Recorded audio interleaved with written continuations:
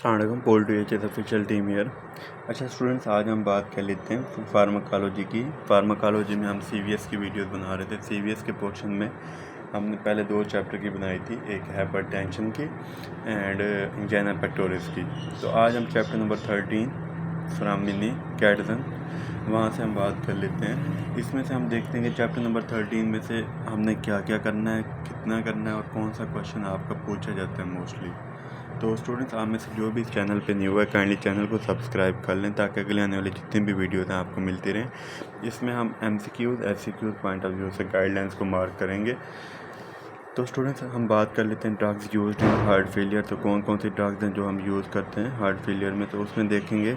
सबसे पहले आपने ये क्लासिफिकेशन करनी है जो कि 2010 और 11 के पेपर में आपसे पूछी गई हुई है एनुअल में। ये इंपॉर्टेंट है, सारी की सारी क्लासिफिकेशन बिल्कुल सेम आपने ऐसी की ऐसी लिखनी होती है और ये सारी लिखनी होती है। तो स्टूडेंट्स, आपने यहाँ से ये करना है। इसके बाद आपने नेक्स्ट पेज से कार्डियक ग्लाइकोसाइड्स के बारे में करना है। कार्डियक ग्लाइकोसाइड्स का अगर हम करें तो सबसे पहले आपने इसका ओवरव्यू लेना है। डाइजैक्सन का रोल देखना है, डाइजैक्सन क्या करती है।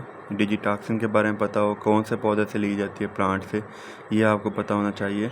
Mechanism of action very very important, तो आपने इसको लाजमी करना स्टूडेंट्स। किसी भी सूरत में आप स्किप नहीं कर सकते इसको, वेरी वेरी, और आपका यूनिवर्सिटी क्वेश्चन है और आपसे मोस्टली पूछा जाता है। इसके अलावा आपने इसके इफ़ेक्ट्स देख लेने हैं। इसके इफ़ेक्ट्स में स्टूडेंट्स आपने ये देखना है कि इसके फैक्टर कौन कौन से हैं। मैकेनिकल इफ़ेक्ट्स हैं, मैकेनिकल इफ़ेक्ट्स आपने देख लेने हैं यहाँ से। उसके बाद स्टूडेंट्स आपने इलेक्ट्रिकल इफ़ेक्ट्स देख लेने हैं। Electrical effects separate university question है जिसमें आपसे पूछा जाता है कि डाइजैक्सन के रोल लिखें, तो डाइजैक्सन के इफ़ेक्ट्स लिखें सॉरी। तो उसमें आपने ये सारे के सारे इलेक्ट्रिकल इफ़ेक्ट्स लिखने होते हैं। तो आपने ये सारे अच्छे से करने हैं। इसमें अर्ली रिस्पांस, टॉक्सिक रिस्पांस, बिल्कुल ऐसे ही सेम इस तरह से आपका क्वेश्चन ईजिली अटैम्प्ट हो जाएगा इस पोर्शन का। इसके बाद क्लिनिकल यूजेस वेरी इंपॉर्टेंट। आपको पता है कि एक ड्रग का आपने उसका मैकेनिज्म ऑफ एक्शन करना होता है, उसके इफ़ेक्ट देखने होते हैं, उसके क्लिनिकल यूजेस देखने होते हैं, उसकी टॉक्सिसिटी देखनी होती है आपने। तो ये सारे के सारे इंपॉर्टेंट होते हैं। तो ये क्योंकि इस चैप्टर में हार्ट फेलियर के बारे में ये most important digoxin most commonly use drug है जो हम रोज़मर्रा ज़िंदगी में यहाँ पे यूज़ करते हैं। इसलिए जो ड्रग हमारी बहुत ज़्यादा यूज़ की जाती है उसका मैकेनिज्म ऑफ एक्शन, उसका सब कुछ इंपॉर्टेंट होता है। तो आपने स्टूडेंट्स ये बात अपने माइंड में रख लेनी है।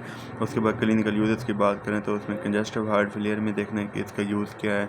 Atrial fibrillation very important university question separate आपसे पूछा जाता है कि डाइजैक्सन का रोल लिखें एट्रियल फिब्रिलेशन में। 2010 में आपसे पूछा गया ये क्वेश्चन। उसके बाद इंट्रैक्शन को आप रीड कर लें, यहाँ से क्विनिडीन के बारे में पता हो, डिजिटल टॉक्सिसिटी का पता हो। इसके अलावा जो आपका स्टूडेंट्स यहाँ से क्वेश्चन बनता है वो होता है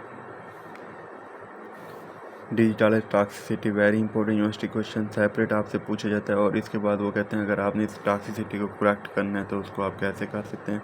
तो आपने ये सारे के सारे पॉइंट्स देख लेने हैं कि करेक्शन ऑफ पोटाशियम और magnesium deficiency, anti arrhythmic drugs देनी है, डाइजैक्सन, वेरी इंपॉर्टेंट यूनिवर्सिटी क्वेश्चन। तो स्टूडेंट्स, आप इसको किसी भी सूरत में स्किप नहीं कर सकते। इसके बाद अदर ड्रग्स को भी देख लेना है जिसमें डायूरेटिक्स आ जाते हैं, एंजियोटेंसिन एंटागोनिस्ट आ जाते हैं। जस्ट देख लेने हैं कि डायूरेटिक्स कौन कौन से ऐसे हैं जो हार्ट फेलियर में दे सकते हैं, ताकि काफ़ी सारे डायूरेटिक्स हैं तो आपको पता होना चाहिए। मोस्टली आपसे एमसीक्यूज में यही चीज़ें पूछी जाती हैं। एंजियोटेंसिन एंटागोनिस्ट का आपको पता होना चाहिए कौन से ऐसे एंटागोनिस्ट हैं जो हम देते हैं, लोसार्टन, कैप्टोप्रिल, ये सब कुछ। बीटा 1 आपने देखना है, डोबोटामिन, डोपामिन देते हैं, बीटा एडिनोसेप्टर, ये सारे नेम याद कर लेना, कार्बिडोलोल, लेबिटोलोल, मेटोप्रोलोल। उसके बाद वेरी इंपॉर्टेंट पीडीई इनहिबिटर जिसमें मिलरिनोन, very very important university question. आपसे ये पूछा जाता है कि फास्फोडाइस्टेट इनहिबिटर कौन कौन से हैं, तो आपने उसमें ये लिखना होता है उसके ड्रग का नाम। और ये आप एस्थमा के चैप्टर में पढ़ेंगे, एक्यूट हार्ट फेल, उसके लिए एस्थमा के लिए थियोफाइलिन, वो भी PDE5 इनहिबिटर है, इसलिए आपने यहाँ से याद करके जानी है और वहाँ पे आप ताकि इजीली इसको लिख सकेंगे। इसके बाद स्टूडेंट्स वेदोडाइलेटर देख लेने, कौन कौन से वेदोडाइलेटर देते हैं, नाइट्रोप्रोसाइड, नाइट्रोग्लिसरीन, ये सारे आपने करने हैं। नाइट्रीसाइड, ये MCQs में मोस्टली पूछा जाता है और आपने इसको करना है यहाँ से। और नॉन फार्माकोलॉजी थेरापी में आप क्या क्या दे सकते हैं, ये भी आपने यहाँ से रीड कर लेना है। तो स्टूडेंट्स ये MCQ एंड वाले लाजमी किया करें, क्योंकि यूनिवर्सिटी मोस्टली MCQ आपके यहाँ से ही देती है, तो आप इनको लाजमी किया करें, इनको स्किप ना किया करें। थैंक यू स्टूडेंट्स, अल्लाह हाफ़िज़।